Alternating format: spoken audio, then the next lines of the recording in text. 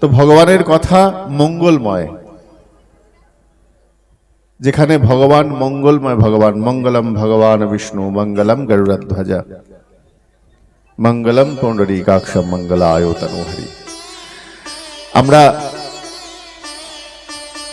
সনাতনী ভারতীয় যারা, তারা যে কাজটা শুরু করি ভগবানকে উদ্দেশ্য করে, তাকে নিবেদন করে আমরা সেই কাজে প্রবেশ করি। সেটা হোক মা দুর্গা, মা কালী বা শিব আদি যে আছেন, আমরা সবাই সনাতনী। আমাদের একটাই পরিচয়, আমরা সনাতনী। সেটা শিব হোক, দুর্গা হোক, মা কালী হোক, সবাই আমরা এক সনাতনী, এক সূত্রে গাথা। বা ভগবান শ্রীকৃষ্ণ হোক, গৌর সুন্দর হোক, সবাই এক সূত্রের বন্ধনে আমরা বেঁধে রয়েছি, আমরা সনাতনী।